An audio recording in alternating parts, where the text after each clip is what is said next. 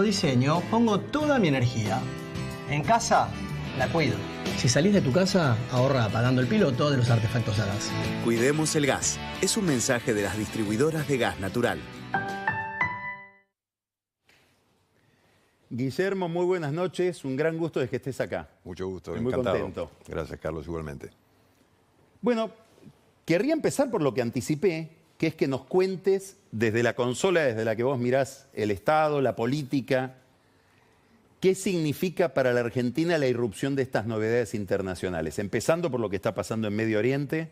Yo sé que desde tu agencia, desde la jefatura de gabinete, estuvieron trabajando todo el fin de semana en ver cómo se puede proteger a los argentinos que están en el Líbano, pero me gustaría más que nos expliques qué significa para la Argentina en términos políticos, en términos de su inserción internacional, esto que parece ser un conflicto que escala de manera inminente. Sí, la información que recibimos de Israel es que se espera un ataque muy fuerte de parte de Irán hacia objetivos amigos de Israel, y nosotros en función de eso hemos tomado algunas medidas para proteger a los argentinos y los diplomáticos que están en el Líbano, porque ese sería aparentemente uno de los objetivos del ataque, ¿no? Con lo cual la realidad es que todo producto de una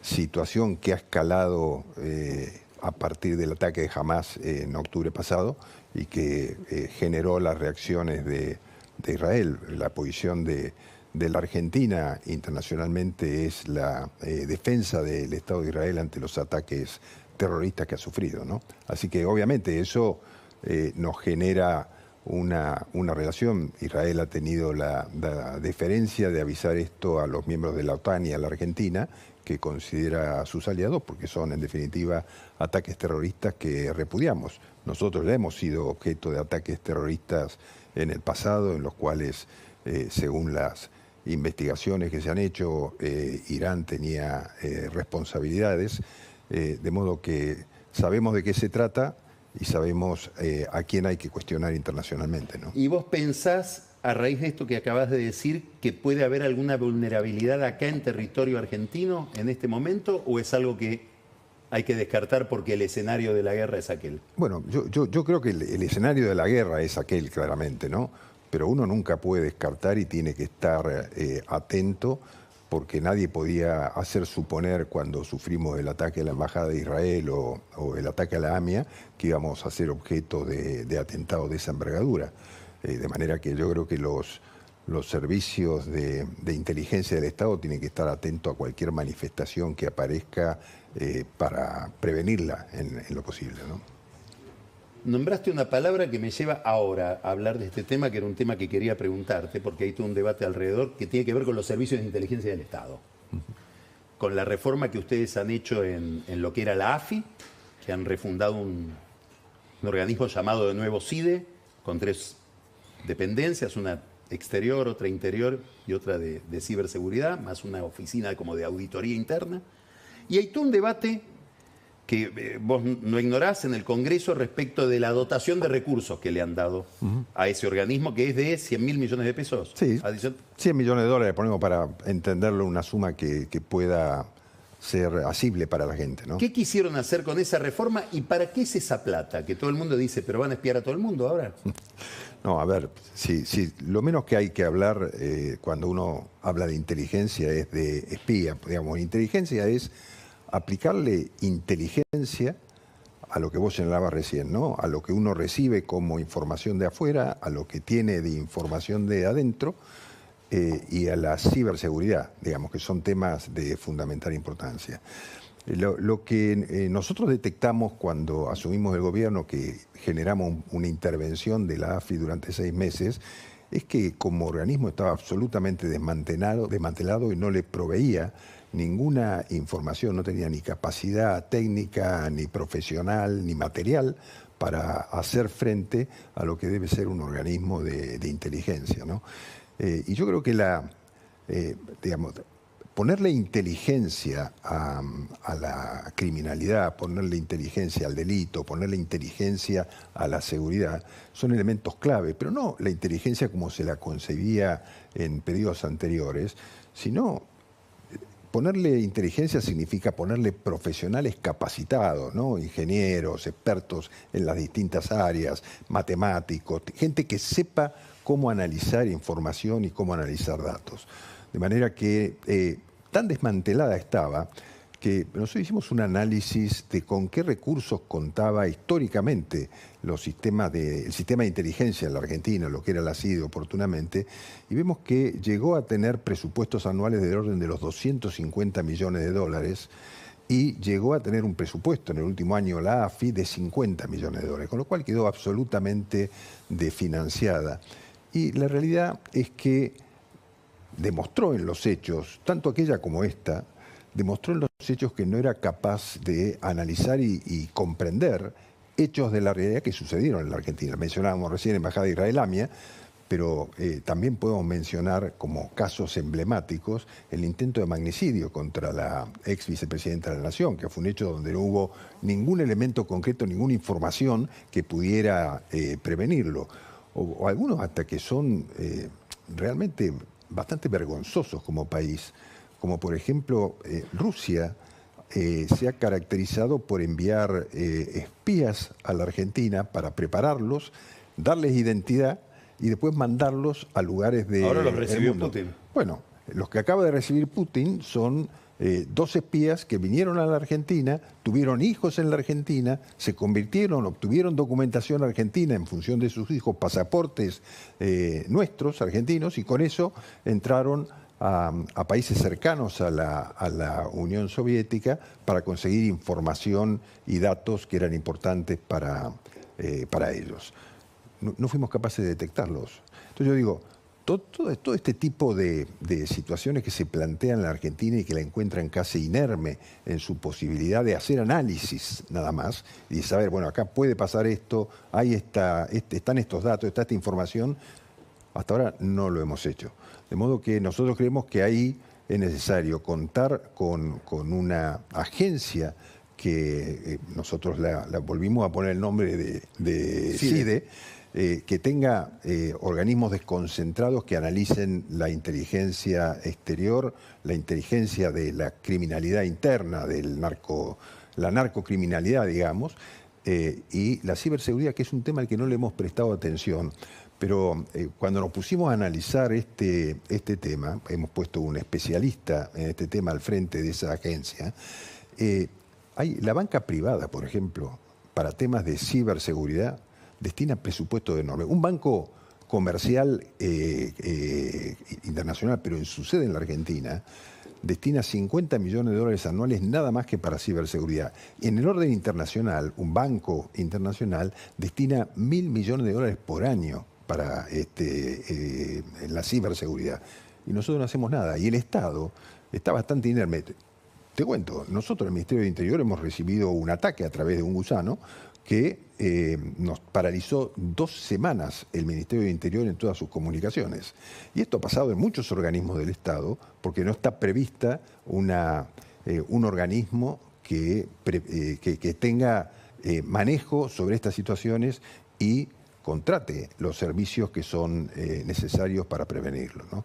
Así que queremos discutirlo, por supuesto, en el Congreso, por eso enviamos los decretos de necesidad y urgencia al Congreso de la Nación inmediatamente, porque queremos ir a discutir. Yo he escuchado las voces de aquellos que creen que es una suma exagerada de presupuesto, pero nosotros creemos que es una suma absolutamente razonable para montar un sistema de inteligencia ¿Esa suma está destinada a la CIDE o está destinada a todos los organismos de inteligencia que tiene el Estado? No, está destinada en parte a la CIDE y a los organismos desconcentrados, pero también va a asignar de ese presupuesto recursos específicos para temas específicos que se traten con las distintas fuerzas de seguridad que tienen a su vez sus propios sistemas. O sea, Fuerzas Armadas, Gendarmería, sí, Policía. Exactamente. Te quiero llevar de nuevo a la cuestión internacional.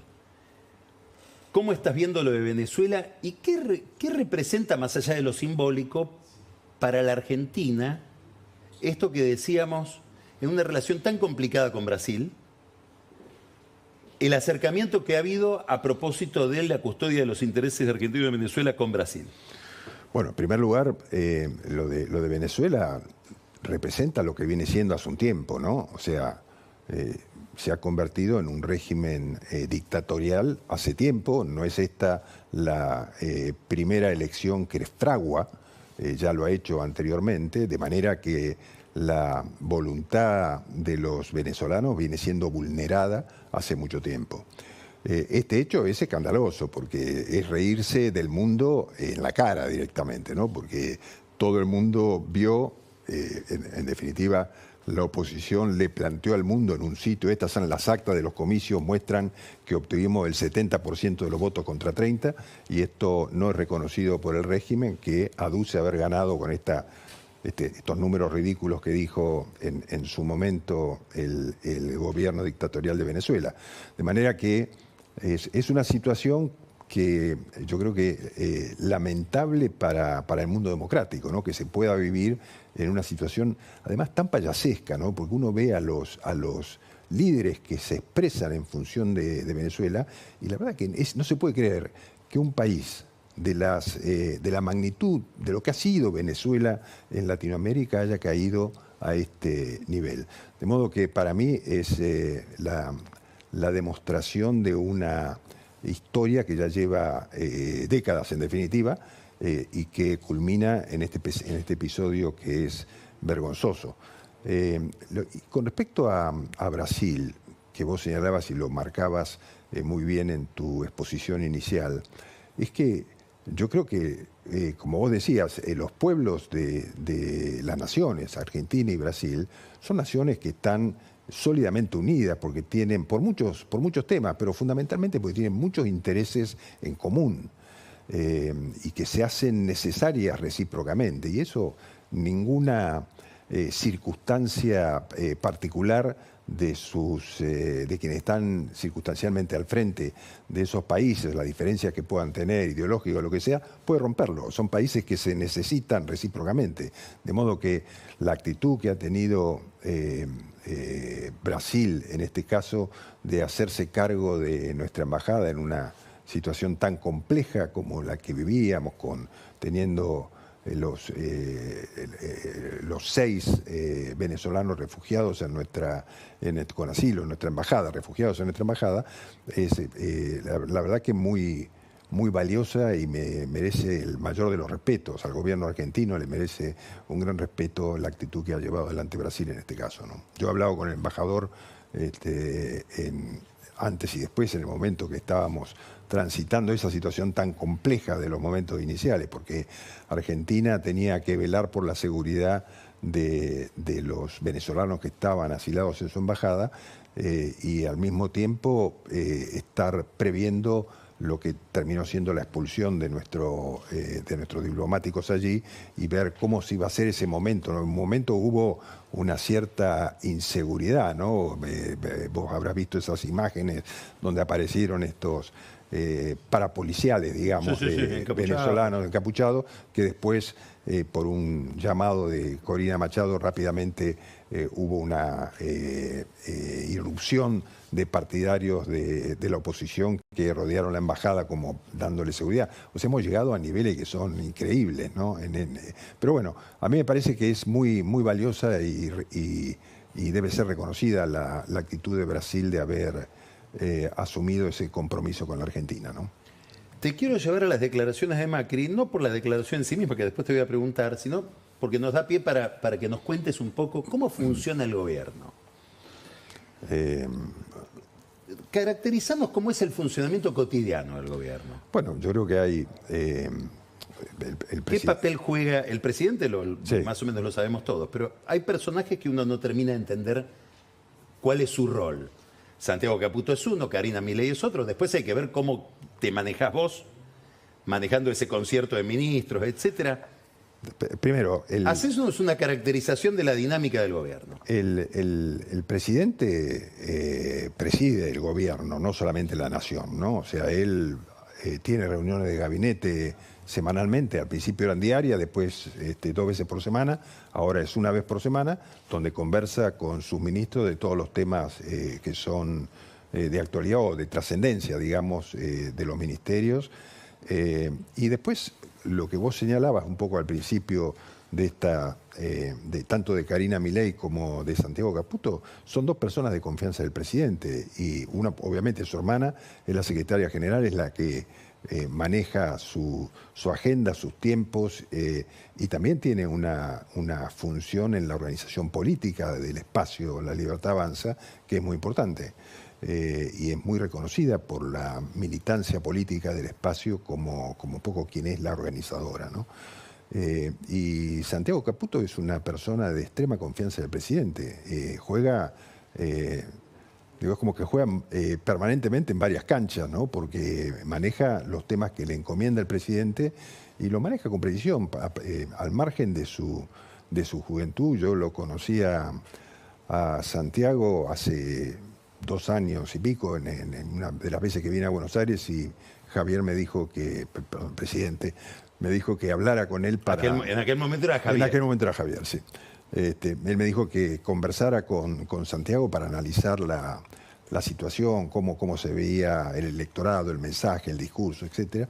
Y me impresionó como pese a su juventud, ya estaba curtido por alguna experiencia en análisis político, ¿no? Incluso él en su momento formaba parte del grupo que asesoraba al PRO, a Cambiemos, en aquella etapa, y había hecho mucha experiencia, y él veía, me lo contó en ese momento, en Milei la expresión de lo que la opinión pública argentina, de lo que la ciudadanía argentina estaba esperando para romper con el sistema anterior de la política, ¿no?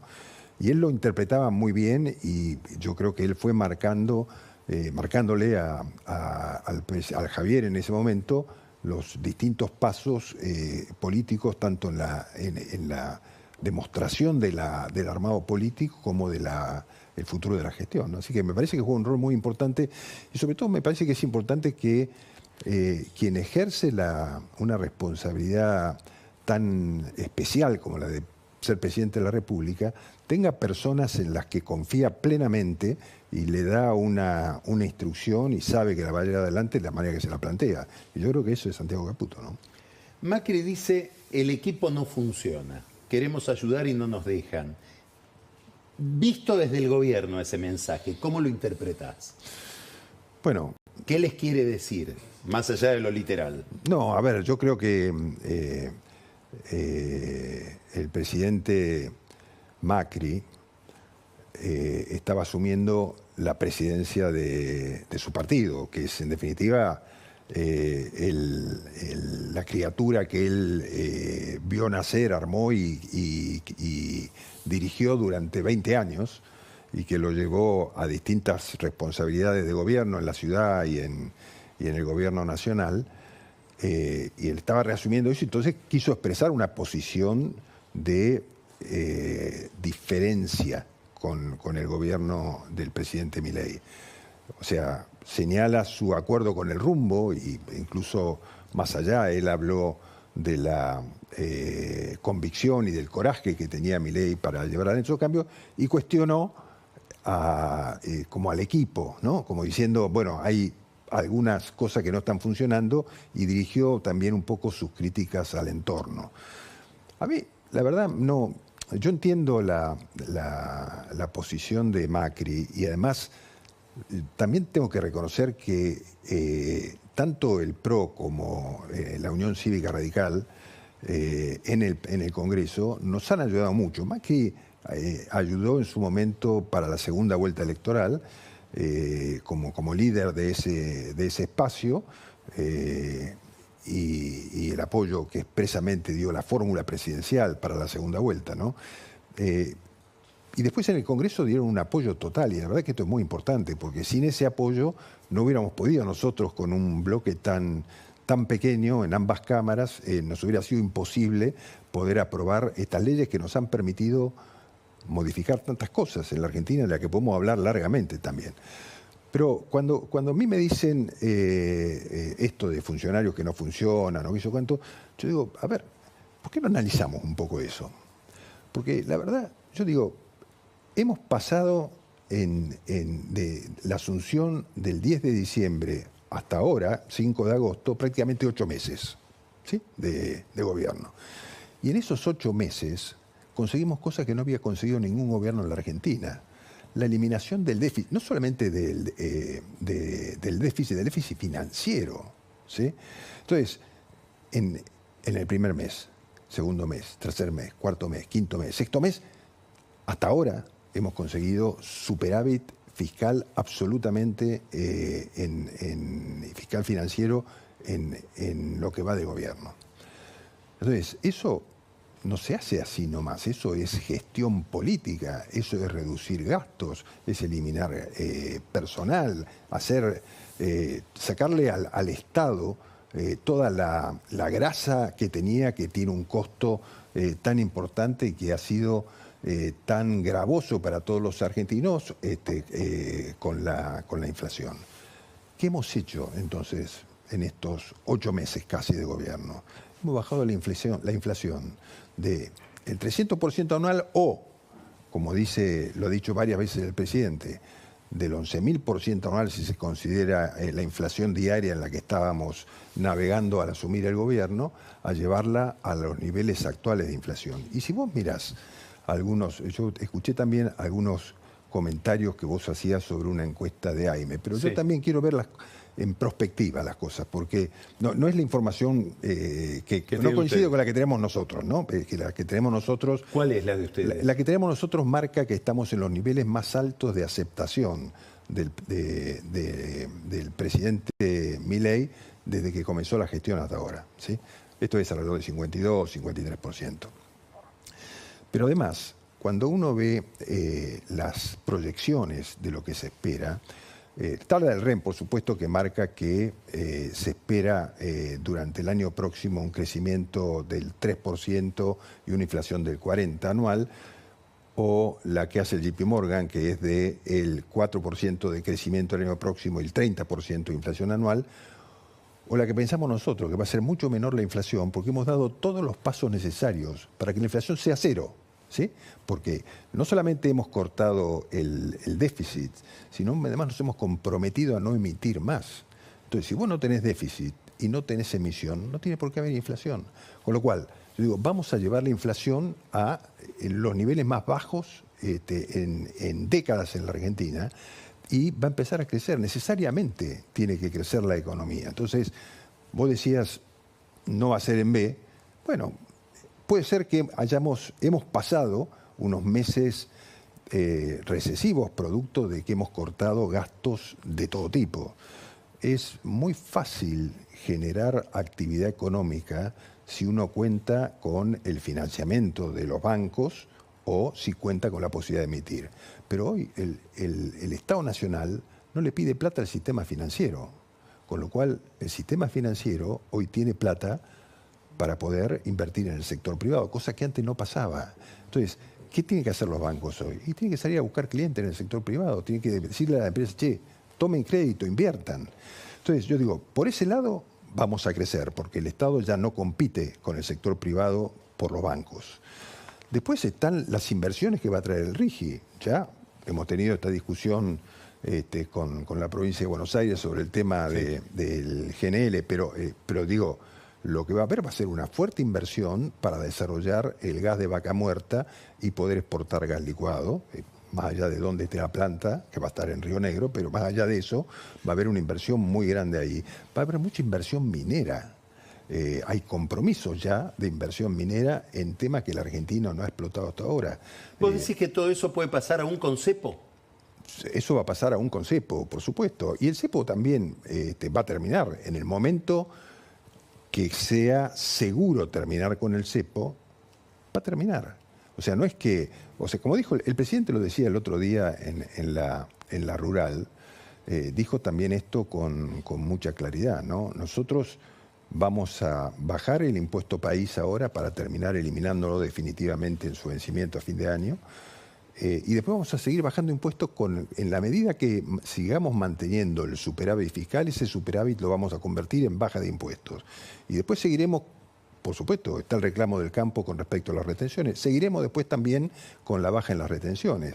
Pero todo esto tiene que estar unido a un mantenimiento del superávit fiscal. Como van a empezar a incrementarse los ingresos por la actividad económica, yo creo que vamos a entrar en un ciclo positivo de la economía. Te hago la argentina. última pregunta. Sí. Al revés de lo que podría pensar Macri, que es esta economía se complica, empieza a haber malestar por la recesión, etcétera, y hay espacio para una diferenciación y para hablarle al que le gusta el rumbo pero no la práctica, ¿no? El panorama que vos me estás pintando, si yo tuviera que sacar una conclusión política, es esta gente piensa no necesitamos de nadie, porque ya los votos vienen solos, y Macri si quiere que venga o no, los radicales si quieren venir que vengan o no, pero vamos a una aventura basada en Milei, y en todo caso en la libertad avanza. Y los demás adherirán o no. ¿Ustedes están en esa postura No. mirando las elecciones del año que viene? No estamos en esa postura. ¿Y porque- qué lugar imaginás que ocupa el PRO, que ocupan los radicales, que ocupan los otros actores con los cuales se han venido legislando? Yo creo que vamos a trabajar en conjunto con la mayoría de ellos. Obviamente puede ser que haya algunos actores que prefieran jugarse en una posición política independiente. Ahora, Carlos, yo creo que me parece que es bastante claro, porque en definitiva lo que define es el voto de la gente. Fue bastante claro lo que pasó en la segunda vuelta. ¿Qué fue lo que dijo la gente en la segunda vuelta? Lo voto a Milei porque Milei representa en esta elección el cambio y porque quiero que baje la inflación, porque quiero que bajen los niveles de inseguridad. Bueno, y el presidente está cumpliendo con esos mandatos populares. Entonces, vamos a llegar a las próximas elecciones, la que sean, la de medio término, las elecciones del 27, y la gente va a decir, bueno, ¿se cumplió con esto por esta vía? ¿Se cumplió con el cambio o no se cumplió? Y yo creo que ahí estamos todos los que fuimos, yo no fui votado yo en particular, sino todos los que fueron votados, el sector que votó por el cambio. Entonces no me parece que haya espacio para disputar entre gente que tiene un electorado muy común. Yo creo que vamos a trabajar en conjunto y además estamos dispuestos a trabajar en conjunto. No es que estamos pensando en cerrar la puerta a otros y hacer... No, nosotros estamos dispuestos a trabajar, lo dijo el presidente del primer día, estoy dispuesto a trabajar con todos los que abracen las ideas de libertad. Ahora En ese sí, la camino estamos en última, conjunto. y te pido brevedad, además, calculo que vas a ser breve. Macri dijo también lijo no. ¿Cómo ves vos el tema lijo? Todo el ruido que se ha generado alrededor de esa postulación. Bueno, sin duda, es una figura tal vez polémica, lijo para muchos, pero yo lo veo como una decisión del presidente que propuso dos nombres para integrar la Corte. El presidente evaluó que era el momento para proponer dos nombres en una circunstancia en que la Corte no resolvía temas que eran importantes para la Argentina, fundamentalmente lo que tenía que ver, recordás, con todos esos amparos que hubo contra el DNU 70, que es tan importante porque debiéramos hablar, hoy necesitaríamos 2 programas para hablar de todos los logros que hemos obtenido en este tiempo y lo que significa también la incorporación de Federico Sturzenegger al gobierno, de Macri también, con todo el proceso de desregulación que se viene ahora en la economía. Entonces yo creo que esa fue una decisión que tomó el presidente para destrabar esta situación y por supuesto que es polémica. Por eso hay un académico y una persona de la justicia, sobre todo de la justicia penal, que no había dentro de la Corte y genera diferentes opiniones. Pero fue una decisión del presidente que lo propuso, ¿no? Guillermo, muchísimas gracias. Al contrario, Carlos, muchas gracias. Muchas gracias. Vamos